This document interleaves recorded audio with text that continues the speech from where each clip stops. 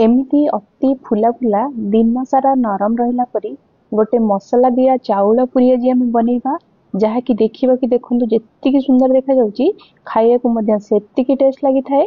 जदि अटा मैदा पुरी खाई खाई बोर हो जाइछंती ताहले निश्चय एमिति गोटे डिफरेंट पुरी रा जलखिया ट्राई करंतु। मुझे जानी आपण समस्त को पसंद आसीबो ये खाइया को मध्य बहुत स्वादिष्ट लगी थाए। नमस्कार, टेस्ट ऑफ उत्कल रे आपण समस्त को अनेक अनेक स्वागत। आज एमती गोटे टेस्टी पूरी बनवाई ये प्रथमे गैस उपरे आम गोटे फ्राए पैन रखा गोटे मोटा कड़ई बा एमती गोटे नॉनस्टिक कड़ई आप ने मोटा कड़ई नवा द्वारा भी ये बहुत भल होता है।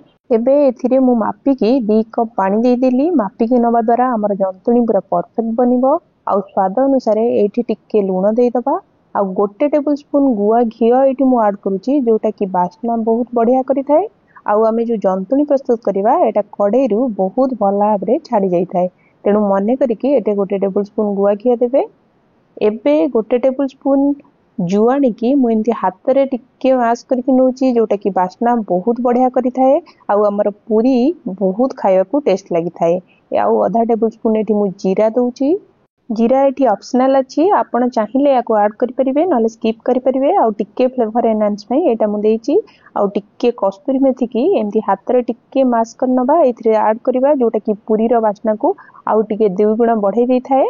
एबे आमर टिके कट्टा धनिया पत्र एठी मु ऐड करूची जोटा कि देखिया को आमर कलर भी बहुत बढ़िया आसी थाए। आउ पूरी आमर बहुत मसालादार ही थाए, बहुत बढ़िया बास्ना ही थाए। एबे आमे पानी की भल्ला भाबरे फुटिया पई एबे छाडी दबा। पानी आमर एठी भल्ला भाबरे फुटी गला परे आमे आमर रखिथिबा चाउल पाउडर एठी गोटे कप जोटरे आमे जो कप पानी मापिकी नेथिले हेतिरे चाउल चूना आमे गोटे कप मापिकी नबा। एटा घर तयारी चाउल चूना, आपण चाहिले किना चाउल चूना भी एठी यूज करि परिबे।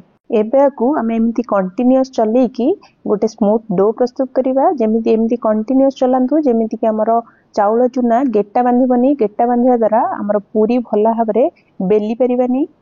एठी देखंतु मु आपनको देखौची एमिति कंटीन्यूअस चाउल चूना को हमर कंटीन्यूअस चलांतु। एमिति चलेवा द्वारा हमर जंतुणी पूरा परफेक्ट बनिबो तो पूरी हमर पूरा नरम बनिबो। एबे देखंतु ये कड़ई रे बिल्कुल लागुनी, आमे घिओ देइथिले एथिरे तेणु एथिरे कड़ई रु भी भल्ला भाबरे छाडी जाउची। एमिति गोटे परफेक्ट जंतुणी बनांतु। एबे मु आपनको टिके चेक करके आपण एथुर देखौची हाथ रे टिके पानी नेकी ए जंतुणी रु यदि टिके हाथ रे धरिबे हाथ रे जम्मा भी लागिबनी। एमिति गोटे परफेक्ट जंतुणी बनेले आपनकर पूरी पूरा फुला फुला आ पूरा परफेक्ट बनिबो। एबे देखंतु हमर जंतुणी तो एठी पूरा भल्ला भाबरे रेडी हो गलानी।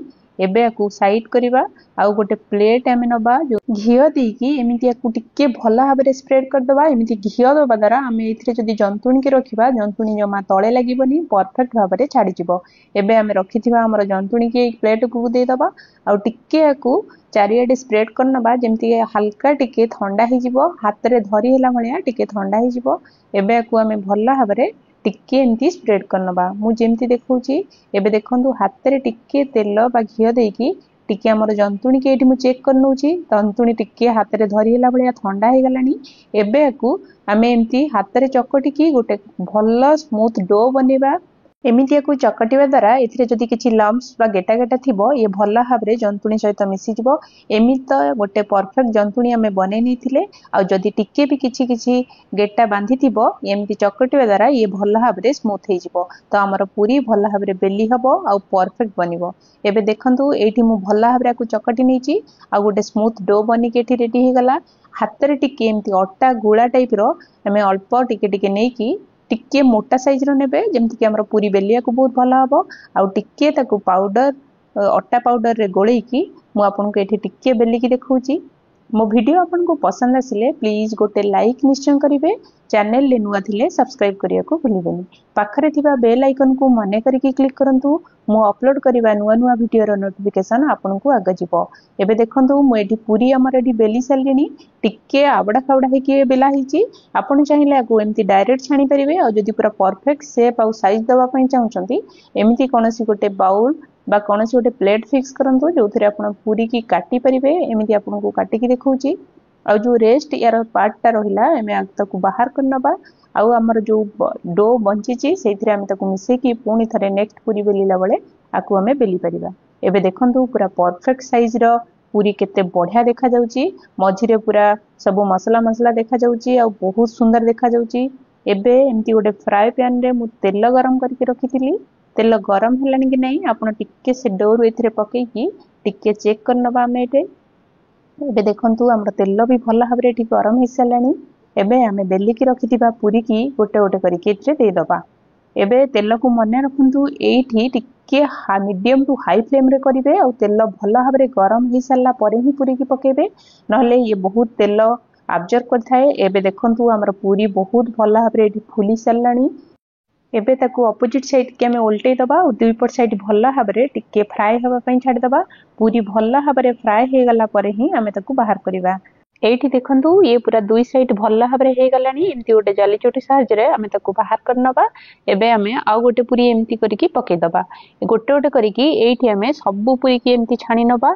ये भी देखंतु एमती बहुत बढ़िया भाबरे फुली जाउची सब पूरी एमती भल भाबरे फुलिबो आ पूरा दिन सारा नरम रहिबो।